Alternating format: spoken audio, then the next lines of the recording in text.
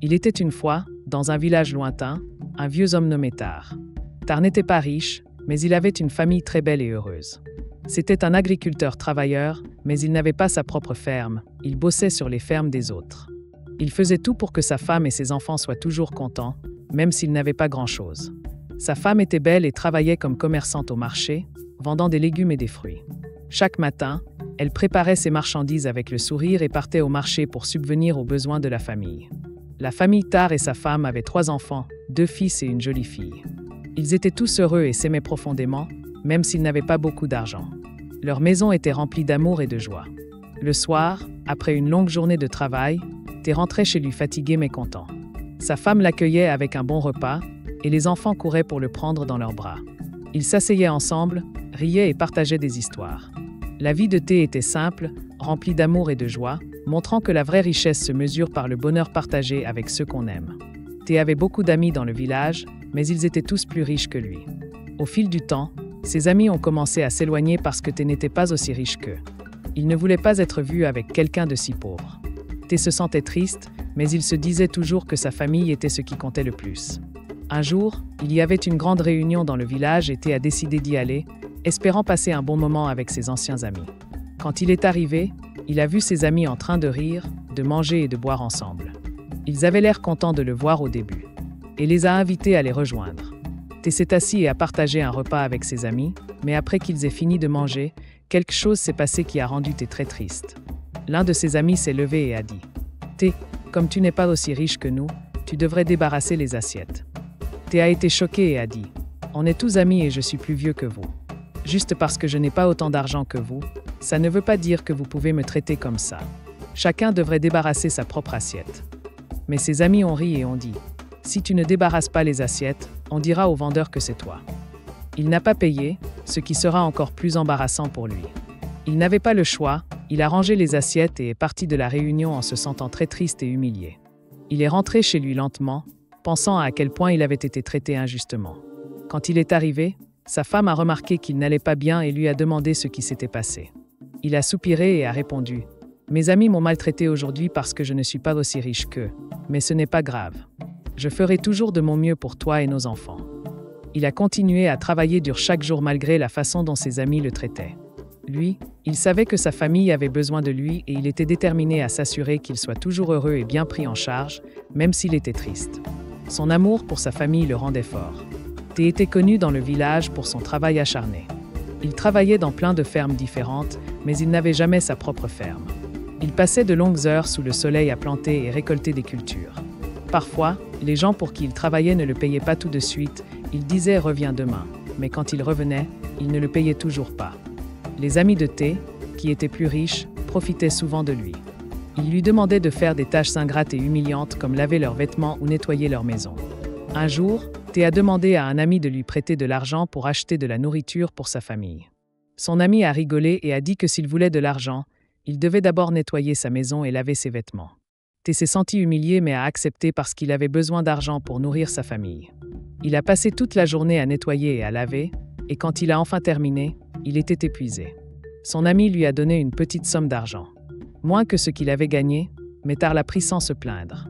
Une autre fois, Té a bossé sur la ferme d'un ami, du lever au coucher du soleil. Il a travaillé sans relâche, mais quand c'était le moment d'être payé, son ami a dit qu'il n'avait pas d'argent pour l'instant, qu'il revenait la semaine prochaine. Tar était frustré, mais il n'avait pas le choix, il avait besoin de ce boulot pour soutenir sa famille. Malgré tous les traitements injustes et le travail acharné, Té n'a jamais abandonné. Il se levait tôt chaque jour et allait travailler, peu importe à quel point il était fatigué, il savait que sa famille comptait sur lui. Et il voulait s'assurer qu'ils avaient assez à manger et un toit au-dessus de leur tête. Le temps des récoltes arrivait et Té savait que c'était l'occasion de gagner un peu d'argent. Il a décidé d'approcher le chef Asuka, l'homme le plus riche du village qui avait la plus grande ferme. Té espérait qu'en travaillant pour le chef Asuka, il pourrait mieux subvenir aux besoins de sa famille. Un matin, Té est allé chez le chef Asuka et l'a salué respectueusement. « Bonjour, chef Asuka. Je voudrais aider avec les récoltes sur votre ferme. J'ai mes 2 fils qui peuvent aussi aider. » Asuka regarda Tar et lui dit « Très bien, Tar, ma ferme est grande et j'ai besoin de toute l'aide possible. Tu peux commencer demain. » Le lendemain, Té et ses 2 fils se réveillèrent avant le lever du soleil. Ils se rendirent à la ferme du chef Asuka et commencèrent à marcher sans relâche. Ils travaillèrent sous le chaud soleil, ramassant les récoltes et les mettant dans de grands sacs. Ils continuèrent même sous la pluie battante, déterminés à finir la récolte à temps. Les fils de Tar étaient forts et travailleurs, tout comme leur père. Ensemble, ils formaient une super équipe, jour après jour. Ils ont bossé à la ferme du chef Asuka, les mains rugueuses et le dos en compote, mais jamais ils ne se plaignaient parce qu'ils savaient que leur dur travail apporterait de la nourriture et du bonheur à leur famille. Enfin, après plusieurs jours de dur labeur, la récolte était terminée, les cultures étaient soigneusement emballées dans des sacs et rangées dans la grange. Tar ressentait un sentiment d'accomplissement et de soulagement.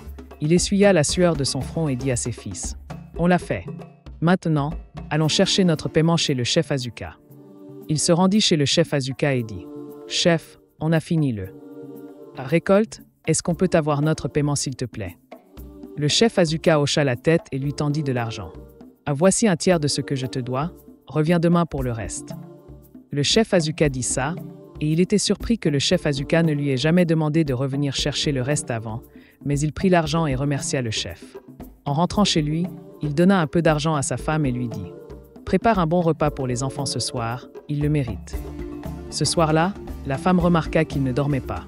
Elle se tourna vers lui et lui demanda : « Pourquoi t'es si grognon ? Quelque chose s'est passé à la ferme du chef Asuka ?» Tar soupira et répondit : « Le chef Asuka ne m'a pas payé en entier, il m'a dit de revenir demain pour le reste. Je suis inquiet parce qu'il n'a jamais fait ça avant. » Sa femme le prit dans ses bras et lui dit : « Ne t'inquiète pas, tu as bien travaillé et tout ira bien. Profitons de notre repas avec les enfants ce soir. » Thé hocha la tête et essaya de mettre de côté ses inquiétudes. Il savait qu'il devait retourner voir le chef Asuka le lendemain pour récupérer le reste de son paiement, malgré ses préoccupations. Il resta plein d'espoir et continua de se concentrer sur sa famille, qui était sa plus grande source de force et de bonheur. Le lendemain, Tar retourna chez le chef Asuka pour récupérer le reste de son paiement pour son travail. En s'approchant de la grande maison du chef, Tar ressentit un mélange d'espoir et d'inquiétude.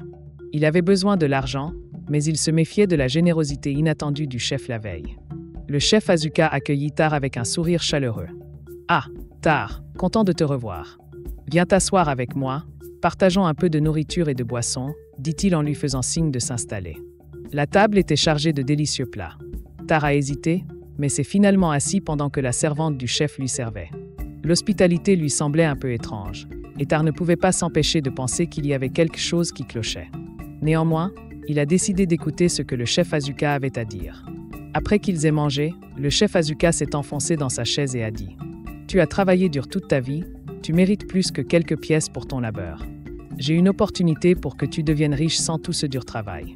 Tu n'as qu'à aller voir mon vieux pote au bord de... » Le goudron de forêt était surpris. « Chef Oka, qu'est-ce que tu veux dire ? Comment puis-je devenir riche sans travailler dur ?» Le chef sourit et répondit : « Il y a un moyen, Tar, un moyen qui nécessite un petit rituel, mais sans effusion de sang. Tu vieillis et bientôt tu ne pourras plus subvenir aux besoins de ta famille par le travail physique. Réfléchis, Y. » Le cœur de Thé battait la chamade. L'idée de devenir riche sans effort était tentante, mais il était aussi prudent. « Je ne sais pas, chef Oka, ça a l'air risqué. C'est quel genre de rituel ?» Le chef Asuka plongea dans sa robe et en sortit un. Un gros paquet d'argent, il le tendit à Tar et lui dit : « Tiens, prends ça, c'est 10 fois ce que je te dois. Considère ça comme un cadeau, un petit aperçu de ce que tu pourrais avoir. Prends ton temps pour décider, il n'y a pas d'urgence. » Les yeux de Thé s'agrandirent en voyant autant d'argent, il n'avait jamais vu une telle somme de sa vie. Il prit le paquet avec des mains tremblantes et remercia le chef. « Merci, chef Asuka, je vais réfléchir à ton offre et je te ferai savoir ma décision. » En rentrant chez lui, l'esprit de Thé était rempli de pensées contradictoires. L'argent dans sa main était lourd, et l'offre pesait encore plus sur son cœur. Quand il est rentré chez lui, sa femme a vu le paquet d'argent et ses yeux se sont écarquillés de surprise. « D'où tu sors tout ça ?» a-t-elle demandé. Il a soupiré et a tout expliqué. « Le chef Asuka m'a donné cet argent et m'a fait une offre pour gagner facilement de l'argent. Il dit que ça implique un rituel, mais pas de sang. Je ne sais pas quoi faire, c'est tellement d'argent et ça pourrait changer nos vies. » Sa femme l'a écouté attentivement, le visage inquiet. Cette offre a l'air trop belle pour être vraie. Pour être honnête, on a toujours vécu de manière honnête et travaillé dur pour ce qu'on a. Fait gaffe, les richesses faciles peuvent apporter de gros problèmes. Thé a hoché la tête, sachant qu'elle avait raison. Je vais y réfléchir sérieusement, on ne doit pas se précipiter dans quoi que ce soit qui pourrait nuire à notre famille. Cette nuit-là, Thé est resté éveillé à fixer le plafond. L'argent était bien caché, mais ses pensées étaient loin d'être tranquilles. Il savait qu'il devait prendre une décision bientôt, mais il voulait s'assurer que ce soit la bonne pour sa famille. La promesse de gain facile était tentante, mais l'inconnu. Les risques l'ont rendu prudent. Thé a passé les jours suivants à réfléchir à l'offre de Shifazuka. Le paquet d'argent était un rappel constant de la richesse qui pourrait être sienne. Il pensait à sa famille, à l'avenir de ses enfants et aux luttes sans fin qu'ils avaient traversées. La tentation d'une vie facile était difficile à résister. Un soir, alors que le soleil se couchait, Thé a pris sa décision. Il a décidé d'accepter l'offre de Shifazuka, espérant que cela apporterait de la prospérité à sa famille. Il a dit à sa femme, « J'ai pris ma décision, j'irai à la forêt. » Le lendemain, Thé se dirigea vers la lisière de la forêt pour retrouver le vieux pour le rituel. Sa femme le regardait avec des yeux inquiets, mais hocha la tête. « S'il te plaît, fais attention, le bonheur de notre famille compte plus que la richesse. Promets-moi que tu reviendras sain et sauf. » Thé la prit dans ses bras et lui promit. « Je reviendrai sain et sauf, c'est pour notre avenir. » Le lendemain, Thé s'avança vers la lisière de la forêt où vivait le vieux. La forêt était sombre et dense, avec des arbres qui semblaient murmurer des secrets. Le cœur de Thé battait la chamade alors qu'il s'approchait de la hutte du vieux, qui avait une longue barbe blanche et une sagesse évidente. Les yeux l'accueillirent. « Ah, Tar, le chef m'a dit que tu viendrais. Es-tu prêt pour le rituel ?» demanda le vieux. Tar hocha la tête, sa voix tremblant légèrement. « Oui, je suis prêt. » Le vieux guida Tar vers une clairière dans la forêt. Au centre de la clairière, il y avait un cercle fait de pierre, et à l'intérieur du cercle, des symboles étranges étaient tracés sur le sol. Le vieux commença à chanter, sa voix basse et rythmée remplissant l'air d'une ambiance étrange. Tar se tenait dans le cercle, ressentant un mélange de peur et d'anticipation. Le vieux s'approcha de lui. Avec un petit bol d'huile noire, il a dit que ce rituel te donnera de la richesse sans verser de sang. Frotte cette huile sur ton corps et les dieux te béniront. Thé a pris l'huile et, les mains tremblantes, a commencé à se frotter la peau. Le vieux continua de chanter et l'air autour d'eux semblait scintiller. En appliquant l'huile, il ressentit une étrange chaleur se répandre dans son corps. Le vieux a ensuite posé ses mains sur la tête de Thé et a dit « Tu as été choisi, les dieux te donneront des richesses, mais souviens-toi, il y a toujours un prix. Le prix à payer, sois sage et utilise ta richesse pour le bien. » Avec ces mots, le rituel était terminé. Le vieil homme tendit à Thé un petit sac rempli de pièces d'or. « Ce n'est que le début, d'autres viendront à toi. Vas-y maintenant et prends soin de ta famille. » Thé remercia le vieil homme et quitta la forêt, le cœur rempli d'un mélange d'excitation et d'appréhension. En rentrant chez lui, sa femme et ses enfants l'attendaient. Il leur montra le sac de pièces d'or et leurs yeux s'écarquillèrent d'émerveillement. « Thé, c'est vrai ?» demanda sa femme. Tenant une des pièces. « Oui, c'est vrai, les dieux nous ont bénis », Thé a dit en serrant sa famille dans ses bras. « Nos vies vont changer pour le mieux. » Cette nuit-là, ils ont célébré avec joie et espoir. Thé ressentait un soulagement, croyant que la décision difficile qu'il avait prise apporterait bonheur et prospérité à sa famille. Il ne savait pas encore que la véritable raison de son choix allait se révéler dans les jours qui ont suivi le rituel. La vie de Thé a commencé à changer radicalement, sa modeste maison s'est vite remplie de richesses au-delà de ses rêves les plus fous. Des rêves de pièces d'or, de beaux vêtements et de jolies décorations ornaient leur modeste demeure. Thé, qui avait toujours été considéré comme le plus pauvre du village, était maintenant l'un des plus riches. Les villageois étaient stupéfaits. Partout où il allait, les gens s'arrêtaient et murmuraient entre eux à propos de sa fortune soudaine. Comment Thé avait-il pu devenir si riche du jour au lendemain? Se demandait-il. Certains supposaient qu'il avait trouvé un trésor caché, tandis que d'autres pensaient qu'il avait été béni par les dieux. Les amis de Thé, qu'il avait autrefois rejetés à cause de sa pauvreté, affluaient maintenant vers lui. D'un côté, tout le monde était pressé de profiter de sa nouvelle richesse. Ils le louaient, l'invitait chez eux et le traitait avec le respect qu'il ne lui avait jamais accordé avant. Mais Thé se souvenait de la façon dont il l'avait traité auparavant et restait prudent dans ses interactions avec eux. À la maison, la famille de Thé était aux anges avec leur nouveau mode de vie. Ses enfants portaient de beaux vêtements et avaient plein de nourriture à manger. Ils pouvaient maintenant s'offrir des choses dont ils avaient seulement rêvé. Cependant, la femme de Thé ressentait un mélange de joie et d'inquiétude. Elle adorait voir sa famille heureuse. Heureuse, mais elle n'arrivait pas à chasser son malaise face à la mystérieuse source de leur richesse. Un soir, alors qu'ils étaient assis ensemble dans leur salon fraîchement meublé, la femme de Thé se tourna vers lui et dit « Je suis contente d'avoir toutes ces choses maintenant, mais je m'inquiète. Comment tout ça a pu arriver si vite? D'où vient tout cet argent ?» Tar prit sa main et plongea son regard dans le sien. « Les dieux nous ont bénis, mon amour. Ils ont vu nos luttes et ont décidé de nous récompenser. J'ai fait une promesse pour eux et ils l'ont tenue. Pas besoin de s'inquiéter, sa femme ressent encore une ombre de doute. Je te fais confiance, Tar, mais fais gaffe, parfois la grande richesse peut apporter de gros soucis. Thé hocha la tête, comprenant son inquiétude. Je promets que je veillerai toujours sur notre famille. On a bossé dur et maintenant c'est notre tour de profiter des bénédictions. Les jours sont devenus des semaines et la richesse de Thé a continué à croître. Il a investi dans des terres, acheté plus de bétail et même lancé sa propre ferme. La curiosité des villageois n'a fait que grandir, mais Tar a gardé le secret de sa richesse pour lui. Dans son cœur, il ne partageait cela avec personne. Malgré la vie luxueuse qu'il menait maintenant, la femme de Thé gardait un œil attentif sur lui. Elle remarquait qu'il semblait parfois plus distant et préoccupé, comme si un fardeau pesait lourdement sur ses épaules. Elle savait que Thé aimait leur famille de tout son cœur, mais elle ne pouvait s'empêcher de se demander si le prix de leur nouvelle richesse agricole n'était pas plus élevé qu'il ne le pensait.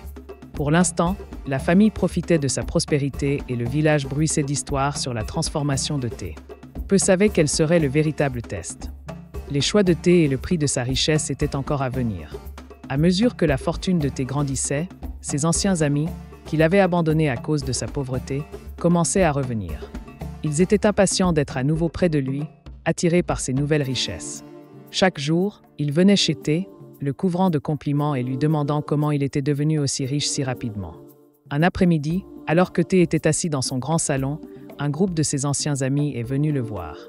Il apportait des cadeaux et parlait avec un enthousiasme exagéré de combien ils étaient contents de le retrouver. « Regarde-le, il va super bien », un vieux pote a dit. « On est tellement fiers de toi, t'as accompli tellement de choses en si peu de temps.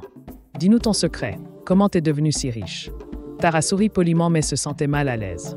Il savait que révéler la vraie source de sa richesse allait lui attirer des ennuis. « J'ai été béni par les dieux », a-t-il répondu.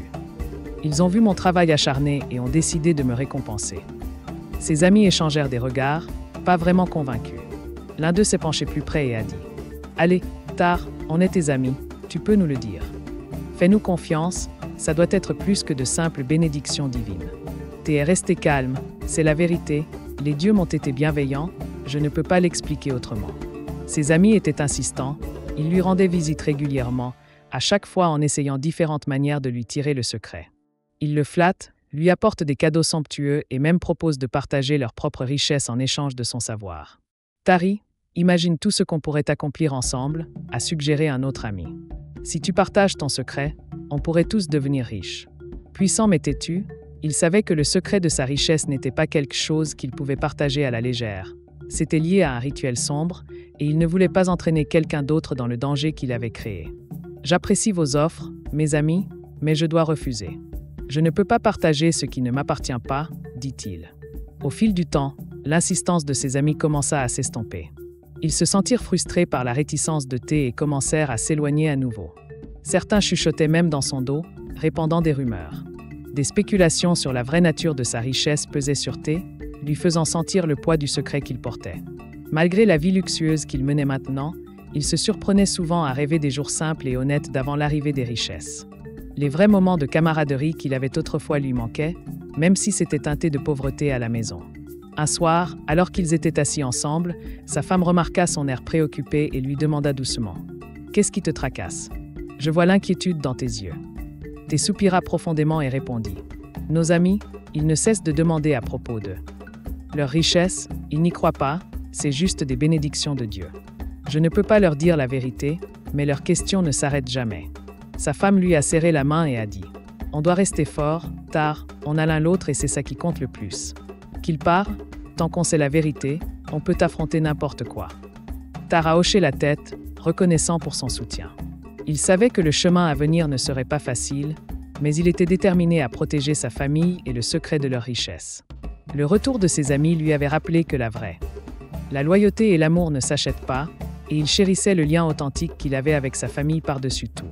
Avec le soutien de sa femme, Thé avait décidé d'affronter tous les défis à venir, sachant que leur force en tant que famille les guiderait même dans les moments les plus sombres. Une soirée tranquille, alors que le soleil se couchait à l'horizon, un messager est arrivé chez Thé avec un message, l'ancien du bois avait convoqué Thé. Le message était bref et inquiétant, faisant froid dans le dos à Thé. Il savait que l'appel de l'ancien ne laissait rien présager de bon. Cela ne pouvait signifier qu'une chose, une demande. Le lendemain matin, Thé se dirigea vers le bord de la forêt où vivait le vieil homme. Son cœur battait la chamade à chaque pas, la peur au ventre. Quand il arriva à la cabane du vieil homme, il le trouva déjà là, l'air grave. « Thé, dit le vieil homme, sa voix aussi ancienne que les arbres autour d'eux, le moment est venu pour toi de tenir ta part du marché. Les dieux exigent un sacrifice. » Le cœur de Thé se serra. « Quel genre de sacrifice ?» demanda-t-il, la voix tremblante. Le vieil homme le regarda. Fixe, avec des yeux perçants, tu dois sacrifier ta seule fille Amina au Dieu, c'est le prix pour la richesse que tu as reçue.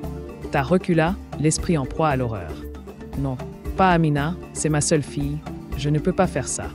Le visage de l'homme âgé resta impassible. Si tu ne satisfis pas la demande des dieux, tu perdrais tout, la richesse, ta santé mentale et ta vie. Les dieux reprendront leur bénédiction et tu te retrouveras avec rien. T'avais l'impression que le sol s'était dérobé sous ses pieds. La pensée de perdre Amina était insupportable, elle était la lumière de sa vie, douce et gentille, aimée de tous dans le village. Il ne pouvait pas imaginer l'idée de la sacrifier. « S'il te plaît, il doit bien y avoir une autre solution, » supplia Tar, sa voix tremblante. « Je ne peux pas faire de mal à ma fille. » Le vieil homme secoua la tête. « Il n'y a pas d'autre choix. Tu as 7 jours pour prendre ta décision. Si tu ne sacrifies pas Amina, les dieux s'en chargeront eux-mêmes et tu en paieras les conséquences. » Tar rentra chez lui, l'esprit en proie à un tourbillon de peur et de désespoir. Il ne pouvait pas partager ce fardeau avec sa femme, l'idée de lui en parler était trop lourde à porter. Tar n'arrivait pas à dormir, la demande de l'ancien le hantait. Sacrifier Amina, comment pouvait-il même y penser? Pourtant, la menace était claire, s'il refusait, il deviendrait fou et son secret serait révélé. Tar faisait les 100 pas, son esprit en désordre. « Je ne peux pas faire ça à ma fille », murmurait-il pour lui-même, mais la peur de tout perdre, sa richesse et sa raison, le rongeaient. Pendant la journée, Tar regardait Amina jouer, son rire perçant son cœur. « Mon cœur, c'est ma seule fille », pensa-t-il. Mais la voix du vieux résonnait dans sa tête. « Tu as 7 jours, sinon les dieux viendront la chercher. » Il essayait de se rassurer en se disant qu'il avait encore 2 fils, qu'il pourrait porter le nom de la famille. Il savait que c'était une pensée terrible, mais la peur de tout perdre le poussait à envisager l'impensable. Sa femme remarqua son trouble. « Thé, qu'est-ce qui ne va pas ?» demanda-t-elle, mais il ne pouvait pas lui dire. Il secoua juste la tête en marmonnant. « Tout ira bien. » Les jours passaient, chacun plus lourd que le précédent. Au 5e jour, avec son Tar déchirant, il a enfin décidé de se plier au rituel. La peur et la menace du vieil homme lui ont fait sentir qu'il n'avait pas le choix. Il espérait que, d'une manière ou d'une autre, cet acte terrible protégerait le reste de sa famille, mais cette décision déchirait son âme, et il savait qu'il ne serait jamais plus le même. La 5e nuit, le cœur de Thé était lourd d'angoisse. Il a préparé la boisson et l'huile noire comme l'avait instruite le vieil homme. Ses mains tremblaient en mélangeant la concoction, sachant. Le terrible but de tout ça a amené Amina à jouer dans leur jardin. « Amina, viens ici », l'appela-t-il doucement.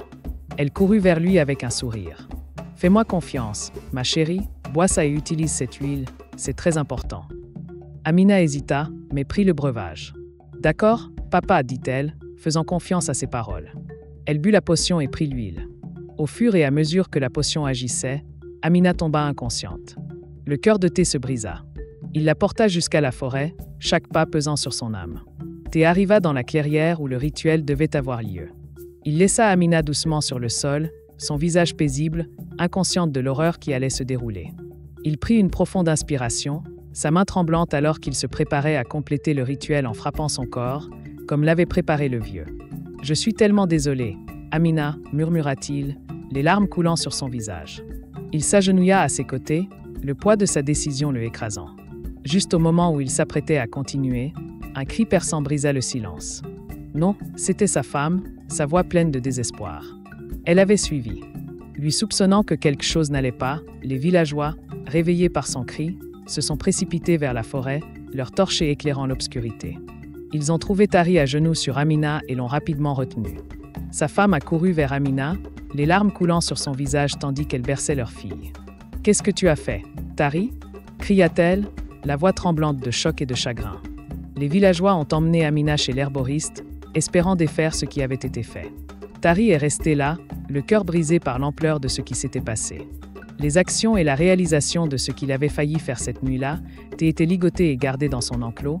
Les villageois veillaient sur lui, leur visage trahissant un mélange de colère et de pitié. La femme de Thé pleurait toute la nuit, incapable de comprendre comment son mari aimant avait pu être poussé à un acte aussi terrible. Au premier rayon du jour, les villageois s'étaient rassemblés devant la maison de thé, murmurant d'incrédulité et de colère. Amina avait été emmenée chez le guérisseur, qui travaillait sans relâche pour inverser les effets du rituel. La femme de thé était assise. À côté de leur fille, ses larmes coulaient silencieusement, le cœur brisé par ce que son mari avait failli faire. La colère des villageois grandissait à mesure qu'ils en apprenaient davantage sur les actions de thé. Ils ne comprenaient pas comment un homme qu'ils avaient connu toute leur vie avait pu être poussé à un acte aussi horrible. Leur confiance en lui était brisée, remplacée par un mélange d'indignation et de tristesse. « Tar doit faire face à la justice », déclara l'un des anciens. « Nous devons l'emmener chez le roi. » Lié et entouré par les villageois, Tar fut conduit au palais du roi. La tête basse, le poids de sa culpabilité lui pesant lourdement sur les épaules, les villageois murmuraient entre eux, leurs yeux mêlant colère et pitié pour l'homme qu'ils avaient autrefois respecté. Dans la grande salle du palais, le roi était assis sur son trône, le visage sévère et rempli de déception. Les villageois présentèrent Tar devant lui, expliquant les terribles événements de la nuit. « Tar, est-ce vrai ?» demanda le roi, sa voix résonnant dans la salle. Affaibli par le contre-coup des rituels, Tar tomba à genoux et avoua. « Oui, mon roi, c'est vrai, j'ai été manipulé par le chef Asuka. Il m'avait promis de la richesse si je réalisais un rituel, mais je ne savais pas que ça finirait comme ça. » Les yeux du roi se sont plissés. « Chef Asuka, explique-toi. » Tar, avec une voix tremblante, a raconté les événements qui ont mené à la nuit du sacrifice. Il a parlé de l'homme âgé dans la forêt, du rituel, et de la pression immense et de la peur qui l'ont poussé à une telle désespérance. La richesse est venue à un prix terrible, a dit Tar, la voix brisée. Le chef Asuka a disparu après ça. Il a accepté son offre, il savait ce qu'il faisait, il m'a utilisé. Le roi écoutait, son expression devenant de plus en plus sombre à chaque mot. Il s'est tourné vers ses gardes. Trouver le chef Oka, il doit répondre de ses actes. Mais quand les gardes ont cherché le chef Asuka, ils ont découvert qu'il avait déjà fui le village, laissant derrière lui le chaos et la destruction qu'il avait orchestrés. « Tar, tu as commis un péché grave, dit le roi.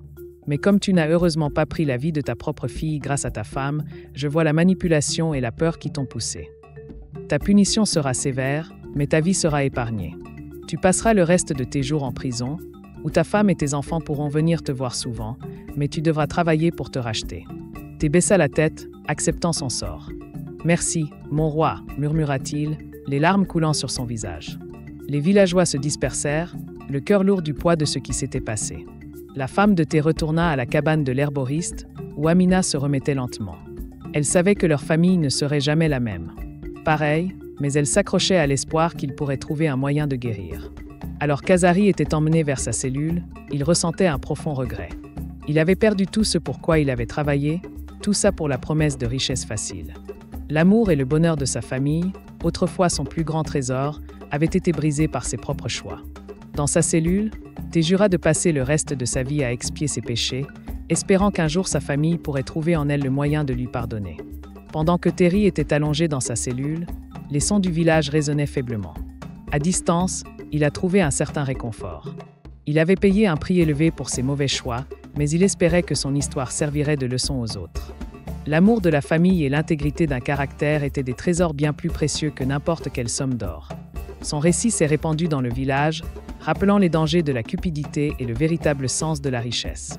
Bien qu'il ait passé ses derniers jours en captivité, le cœur de Thé a trouvé un peu de paix en sachant que sa famille lui avait pardonné et avait continué à mener une vie bonne et honnête. J'espère que si t'as aimé l'histoire, n'hésite pas à liker la vidéo, dis-nous ce que t'as retenu du conte et n'oublie pas de t'abonner à la chaîne pour d'autres contes enchanteurs comme celui-ci. Merci.